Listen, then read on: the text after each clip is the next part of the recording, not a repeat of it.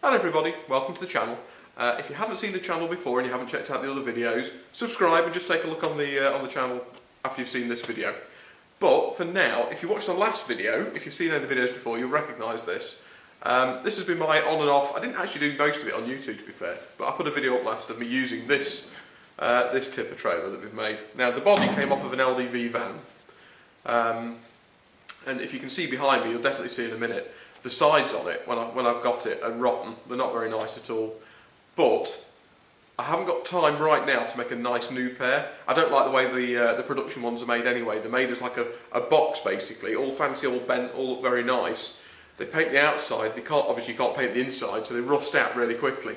So at some point I will make a nice pair of just maybe 1/8 inch or 1/4 inch thick steel plate sides, box section round it, never go rotten ever again. But I haven't got time to do that now, and I need these to be strong, so I've got something I need to put in here.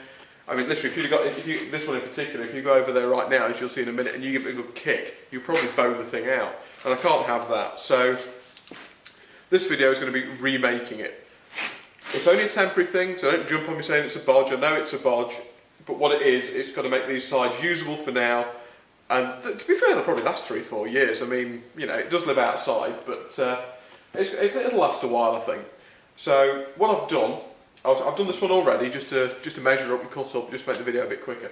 I've got some 50mm or 2-inch angle. It's 2.5mm, I think it is in the end actually. 2.5mm thick. And what I'm going to do, you'll see on this side, I'm going to do it all on the camera. We'll cut it out, all the rusted area, lay this in, weld it up, and that should make them perfectly serviceable again. Now, I appreciate it's not ideal, but it was incredibly cheap. I went back to my favourite steel place and he gave me both these pieces for £10, bargain. And the reality is, it's going to take me about an hour aside just to cut the old stuff out, weld the new one in, and it's going to be solid and usable again for the foreseeable future at least. So, I'll turn off for a second, I'll get that one over here, and you'll be able to see what we're going to do. Right then. This is the side that we've just taken off to repair. As you can see, when you can put your hands inside of sides that are supposed to hold sand in and all the other stuff you put in tipper bodies, it's not good news. So what we're going to do, this is the plan, and I've already done it once so I know it works, is we are going to, this is our angle just here, we're going to cut out all the affected area and basically lay this in and weld it in like that. So the first job we're going to do, I know this is 50mm angle, so I don't need to measure that. The first job would be to measure that, because I want to run a small overlap. I don't want to be going edge to edge, because this metal really is, there's not holes in it. There's nothing left of it. I mean, yeah, that's dead. So what we're going to do, the first thing to do is get a perfect line down here to cut do. We're going to run down it with the 1mm cutting disc and the angle grinder. That's how I'm going to cut it out.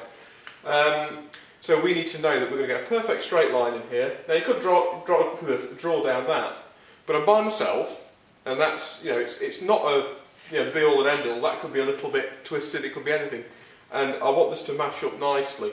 So what I do, I get to the edges. It's actually a piece of 1/4 inch plate at the edges that it's made out of. I'm going to measure up 2 inches, or 52mm, and then I'm going to put the chisel on it and just put a mark in the side there. And then I'm going to do the same at the other end. You'll have to excuse my back to you. Do the same this side too. And hands down, the easiest way, really nice on a big sheet of steel, is one of these. If you're a builder, you'll know what it is. It's a chalk line. Really easy to use and really effective on. It's exactly what it's for, but people don't seem to use them with metalwork. I don't know why.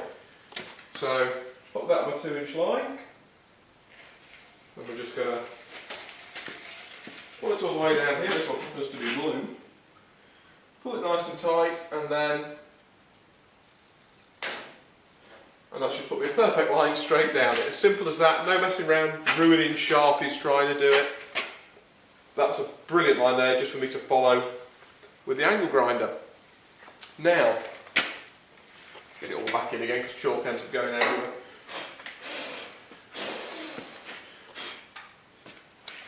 Now when these were made, they make the fancy, you know, shaped side that faces towards the outside, and this is just a piece that goes in with a return on it. They weld it in about once a foot, they put 2 inches of weld in the top, and then the same on the bottom. So about every 12 inches you've got 2 inches of weld, and that's how they do it. Now that's fine, but we've got to get that out. So all I'm going to do, I don't think it's going to put up a huge fight. I'm just going to run the grinder through the welds all the way down, and then cut along this line, nip it out on the corners, and this whole section will just pull away. So I'll speed this part up. I don't think you need to see that. But when you are doing it, this kind of stuff, it flies everywhere. It's also got concrete. This one's not too bad actually. The other one, I think the other one was a little bit worse if I'm perfectly honest. But there's concrete all over it and all that's got to come off too. So I'm going to do a quick fast forward. I'm going to cut this all out and I'm going to clean that edge so I can weld to it.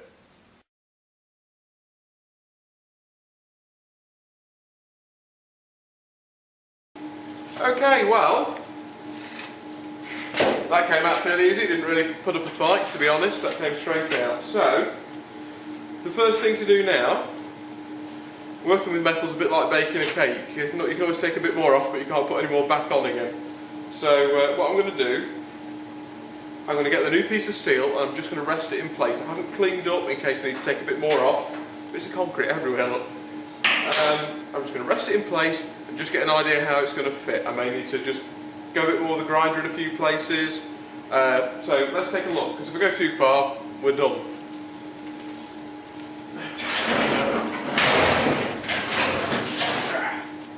There we go. We've got the right, so that should just fit straight in. Get off me. And we'll slide over that.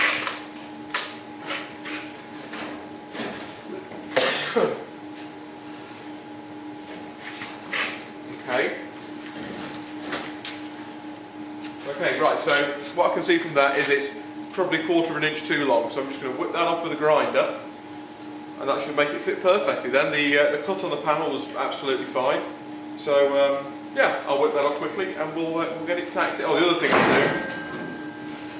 do, you probably saw me changing the grinder disc a few times there. I'll tell you what, I never knew how quickly concrete or cement, whatever it is, wear those discs down. They don't like going through that one little bit. So,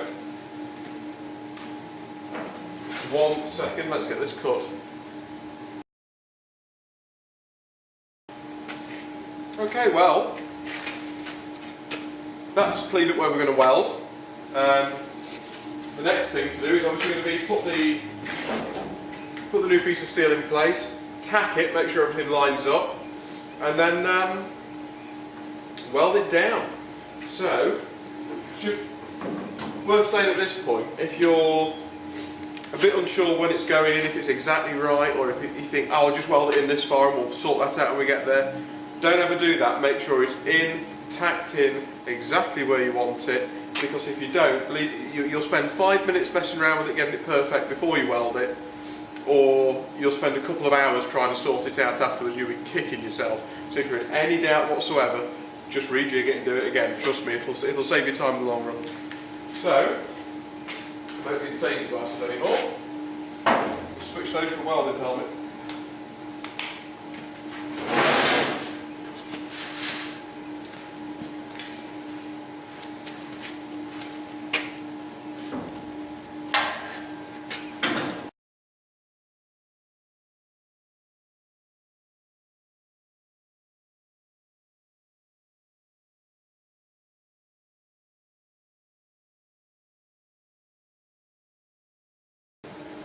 Okay, well, that's all welded up now.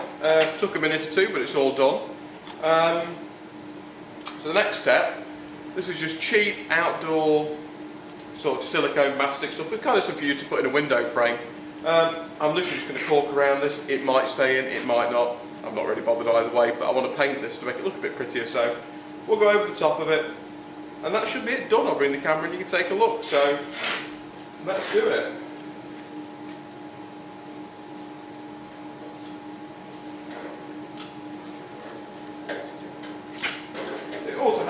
keep some of the water out, but I think that's the last time these are going to be repaired anyway. They're pretty rotten inside.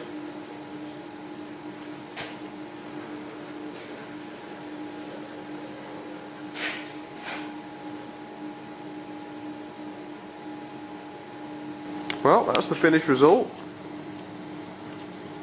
As you can see, we've now got no holes in there and it's all rock solid. It's actually made now at the bottom edge of thicker material than it used to be. So when you're throwing your shovel at it, doing all that kind of stuff, you're not going to be putting dents in it. So that's good. It's not going to last forever, but it's not supposed to. You'll probably notice there as well, I haven't sealed on the bottom edge. That's completely on purpose. That way if any water does get in there, it can get out again. So they'll do just fine for the next couple of years. I'll come back around the front now.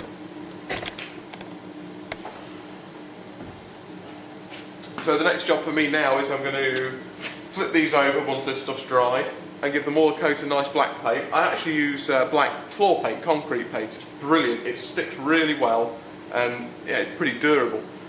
But that's it.